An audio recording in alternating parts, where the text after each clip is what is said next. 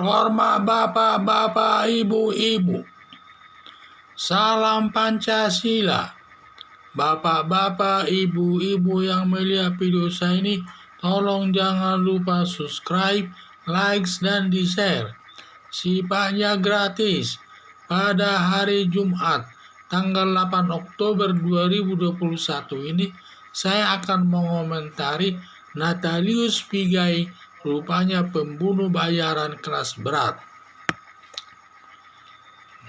Kita mengenal Natalius Pigai sebagai anggota Komnas HAM yang sering memberikan kritikan atau disebut sebagai kritikus dia, dan pernyataannya yang disampaikan sering bertentangan dengan hukum. Baru-baru ini dia menuduh Presiden Joko Widodo merampas harta kekayaan masyarakat Papua lalu membunuhnya. Setelah selesai bertugas sebagai Komnas HAM, tidak ada lagi pekerjaan resminya.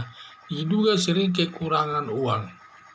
Di luar dugaan, rupanya Natalius Pigai sebagai pembunuh bayaran kelas berat, di mana Natalius Pigai diduga telah menerima uang 5 miliar dari Puan Maharani, Ketua DPR RI, untuk menghabisi Ganjar Pranowo di Semarang, Jawa Tengah.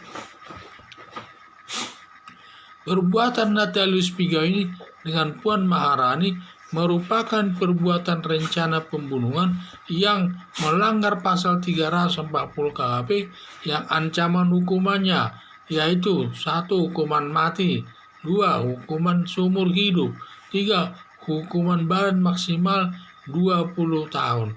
Masalah ini tergantung hakim nanti yang menjatuhkan hukuman. Hakim nanti bisa menjatuhkan hukum salah satu dari 3 jenis hukuman tersebut. Kalau nanti hakim dalam pertimbangannya lebih banyak masalah pemberatannya, dapat dikenakan hukuman mati. Kalau lebih banyak alasan meringankannya, dapat dikenakan hukuman badan 20 tahun atau kurang dari 20 tahun, bahkan 10 tahun. Itu prinsip ketentuan hukum di Indonesia. Polisi agar segera mengusut perkara tersebut yang tidak pantas dilakukan Ketua DPR RI dan mantan anggota Komnas HAM dalam menyingkirkan saingannya dalam Pilpres tahun 2024. Karena Ganjar Pranowo ini ada nanti saingannya dalam Pilpres tahun 2024, di mana posisi Ganjar Pranowo sekarang ini ada yang tertinggi. Dalam survei tertinggi dia sampai 30%, sedangkan Puan Maharani hanya 1,1% dalam surveinya tersebut. Jadi sehingga tidak mungkin dia bisa mengalahkan Ganjar Pranowo tersebut. Sehingga satu-satunya jalan mungkin untuk dapat mengatasi Ganjar Pranowo tersebut sebagai saingannya mungkin dengan cara menyingkirkannya dengan imbalan 5 miliar tersebut. Harapan saya, bila ditemukan minimal 2 alat bukti, polisi segera menahan Puan Maharani, ditetapkan sebagai tersangka yang berakibat dicopot jabatan Ketua DPR-nya yang tidak pantas disandangnya sebagai wakil rakyat. Karena kalau dia sebagai wakil rakyat tentu harus baik perbuatannya dan lain sebagainya. Jangan dia sebagai pembunuh, itu tidak baik sih.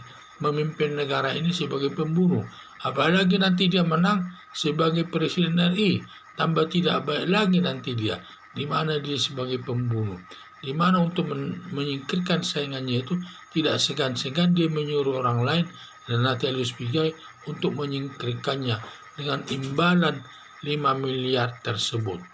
Dan juga di sini memang Natalius Pigai ini memang di luar dugaan ini, dia mau menerima uang untuk menyingkirkan Ganjar Pranowo tersebut. Karena kita mengenal sebelumnya bahwa Natalius Pigai ini adalah anggota HAM, anggota Komnas HAM. Dan setelah selesai Komnas HAM ini, dia kelihatannya tidak ada tugasnya lagi. Dan juga mungkin diduga dia sering kesulitan uang dia, karena tidak ada tugasnya lagi dan kesulitan uang. Dan paling sering dia itu mengkritik masyarakat, terutama baru-baru ini Presiden Jokowi ditudingnya yaitu sebagai perampok uang harta kekayaan Papua dan kemudian katanya dibunuh. Ini sangat menyedihkan tudingannya tersebut. Natalis Pigai ini sampai tidak kapok-kapok dia menghina orang lain, melakukan tindakan-tindakan di luar ketentuan hukum. Jadi harapan saya karena perbuatan Natalis Pigai ini dengan Puan Maharani ini merupakan perbuatan kejahatan perencanaan pembunuhan, di mana ancaman hukumannya diatur dalam pasal 340 KUHP yang ancaman hukumannya ada 3 jenis. 1. Hukuman mati. 2. Hukuman badan seumur hidup. 3. Hukuman badan maksimal 20 tahun. Inilah yang saya lihat. Jadi harapan saya bila ditemukan minimal 2 alat bukti agar polisi segera menetapkan Puan Maharani ini sebagai tersangka, dan nanti dia kalau sudah ditetapkan sebagai tersangka sudah bisa ditangkap dan ditahan dan dipecat daripada jabatannya sebagai ketua DPR tersebut karena tidak pantas lagi dia menduduki jabatan tersebut. Sekian dan terima kasih.